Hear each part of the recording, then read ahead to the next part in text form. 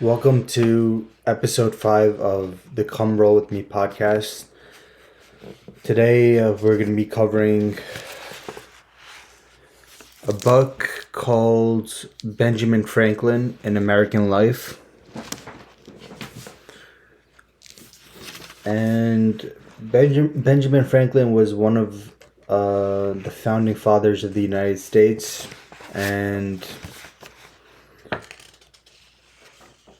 based on the life he lived, there are many great lessons and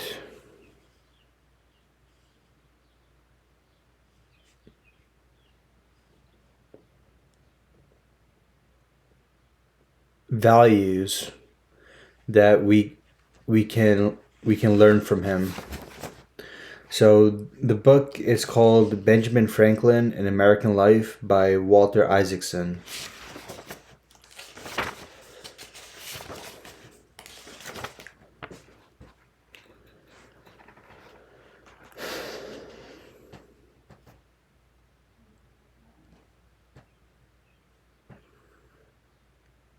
So the chapter 1 is called Benjamin Franklin and the Invention of America.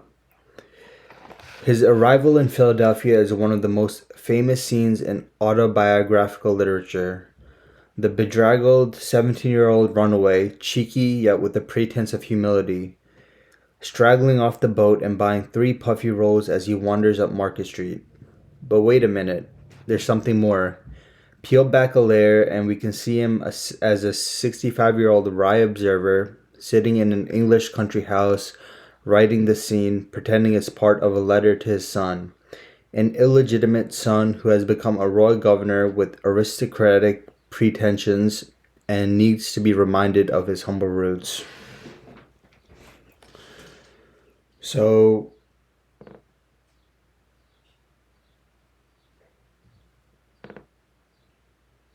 this pretty much answers the question of how did Benjamin Franklin view himself and how do we view him?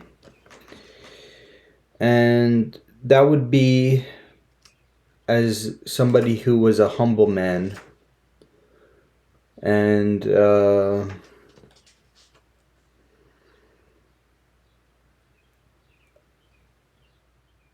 at times he could be self-deprecating, but also at the same time very proud of his achievements.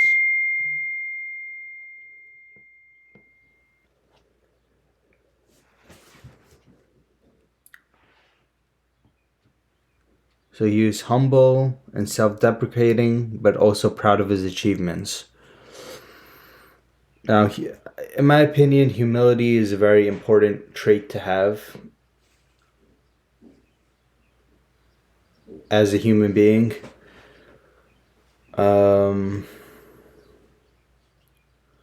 There's a podcast that covers a lot about Jiu Jitsu, and I think humility is an important trait for Jiu Jitsu as well because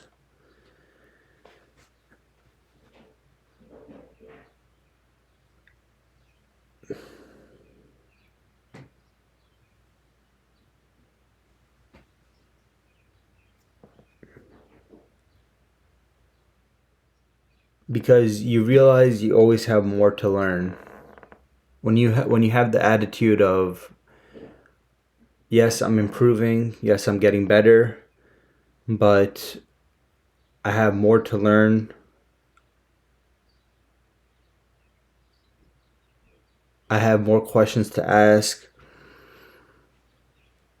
I can perfect my technique even more. That's what allows you to achieve greatness and a certain level of mastery in the sport. And also, when you're humble, like, people generally are attracted to that quality. You know, if you're really good at jiu-jitsu and you're also a humble person, people are really going to admire that quality.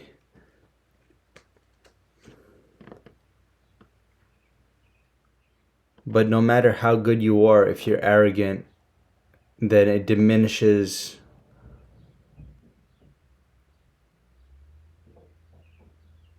all the work that you put in.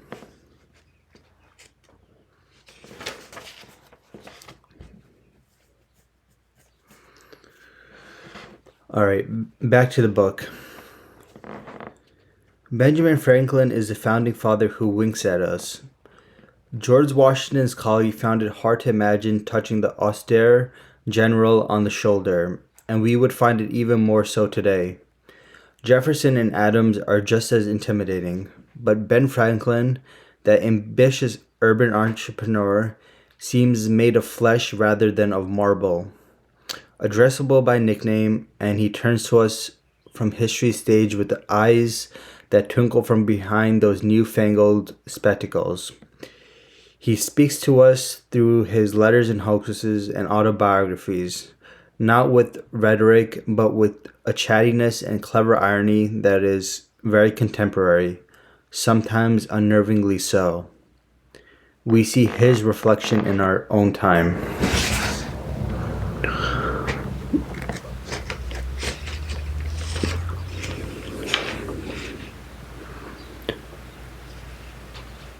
And what this paragraph shows to me is that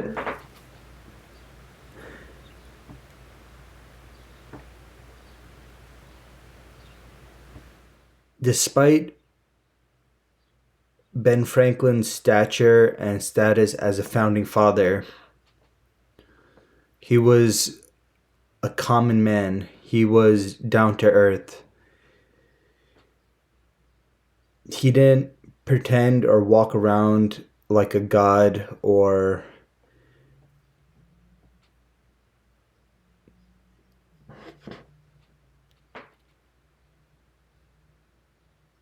try to acquire power or play a power game to increase his status. Instead, he remained human.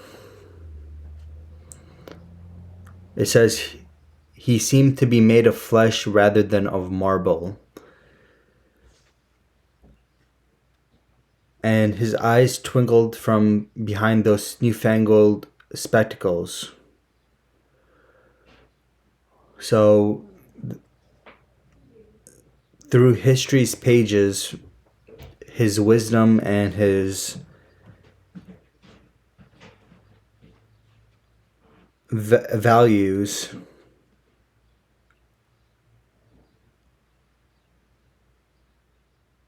are what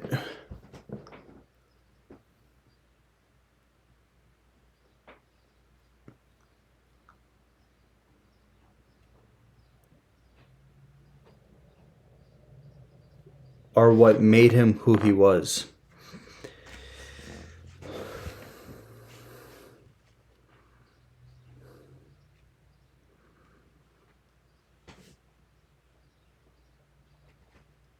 So I guess this relates to, this is similar to humility. Like, don't do things for the pursuit of power. Do things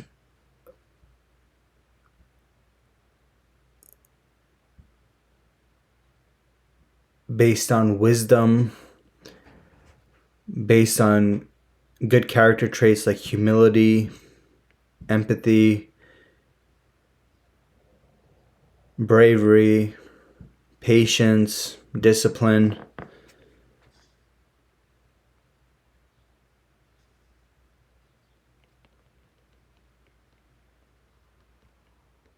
Because those who are truly great in history, and what will make you a great jiu-jitsu practitioner is actually being a man of character instead of seeming like a man of character.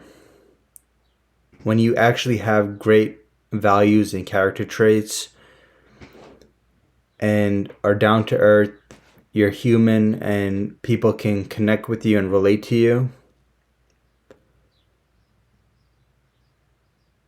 that's actually what greatness is. Not acquiring power, not acquiring status or rank through achieving a belt and walking around posing like you're a statue made of marble and you're a god or you're important. I think the values of humility, recognizing that no matter how good you get, you're still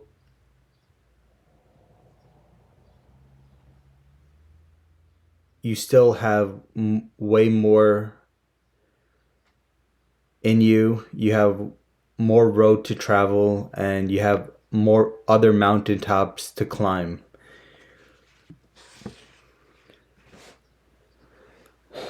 So there's a line that I highlighted in the book that says, "But the most interesting thing that Franklin invented and continually reinvented was himself." I thought that was a really great line. The thing that Franklin invented and continually reinvented was himself.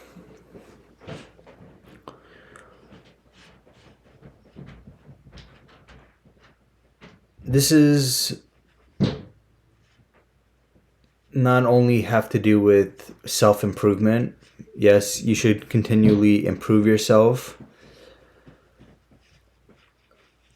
But also don't be afraid to try new things, new arenas, learn things and be willing to fail at them.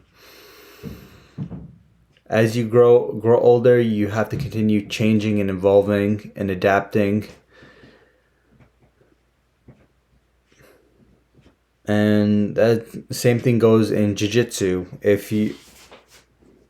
As you get older, you don't have the same physical fitness or athletic ability, so you may have to change up your game a bit to adjust to an older age. You may have to do things differently. So it's important not to stay stagnant, to continue looking for ways to adapt, to overcome, to reinvent yourself, and not only in jiu-jitsu but in all areas of your life. Like if you're interested in, like recently I became interested in something called drop shipping, so as a way to earn extra money. So it's a completely new arena, but because I'm interested in it, I'm going to give it a try in terms of learning what it's all about, creating a product, and seeing if something fruitful comes of it. And another venture that I'm embarking on is this podcast. I don't know if it'll be successful, but it's a way for me to reinvent myself, to evolve, to learn, to educate myself, and to grow as a human being.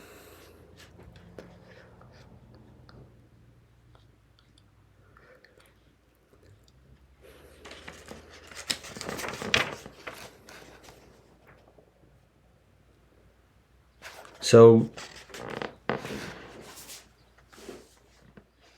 Benjamin Franklin was all about middle class values, about the wisdom of the common man. He imagined a ruling class of ordinary citizens And in the book it says,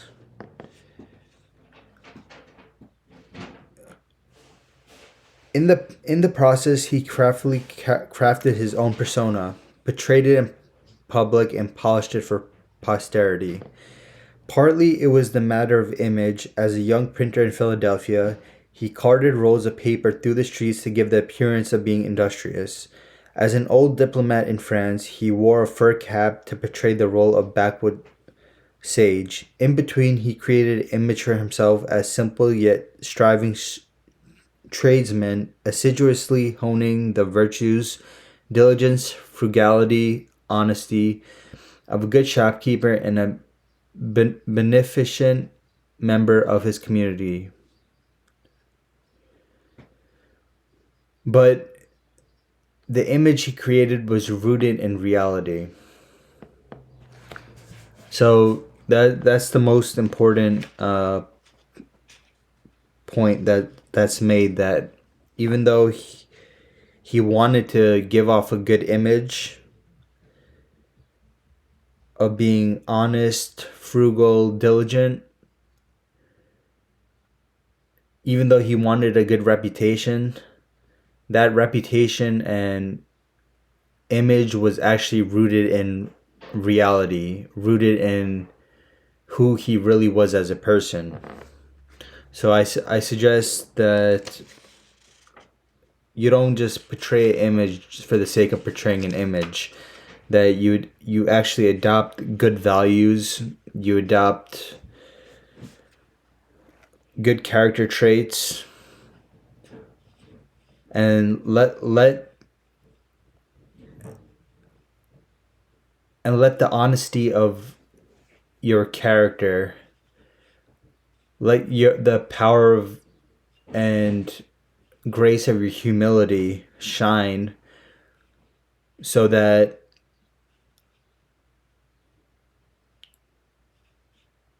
people know that's really who you are as a person. Not something that you just put on display, put on show, again, to acquire power or acquire status, or whatever else your whatever else your motivations might be.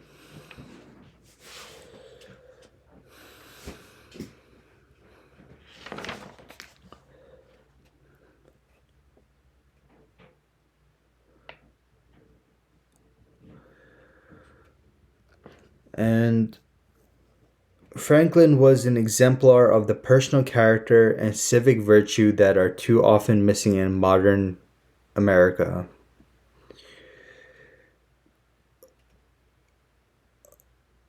His morality was built on a sincere belief in leading a virtuous life, serving the country he loved, and hoping to achieve salvation through good works.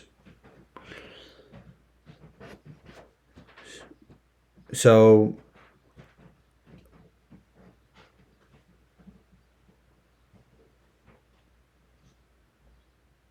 Franklin was a powerful role model in the sense that he wanted to develop good personal character and also be a good citizen and a contributing citizen to America.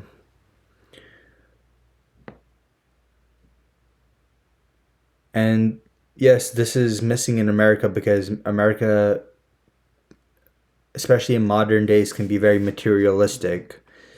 But he believed in living a virtuous life, serving America, a country which he loved, and hoping to be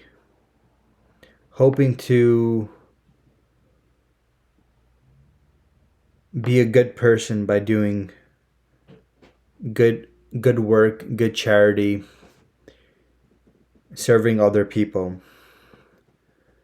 So I'll leave you with this quote by Benjamin Franklin that says, "To pour forth benefits for the common good is divine."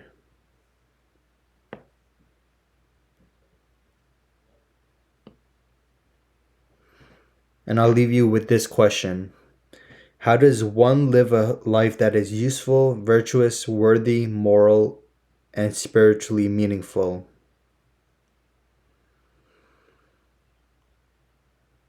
That's a question for you to think about and for you to think about, research, develop your answer, and think for yourself, and hopefully come up with a meaningful answer to that question.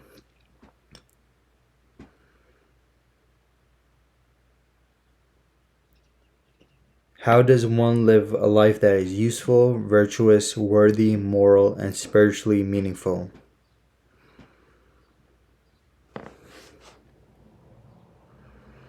So, thank you guys for listening to this episode.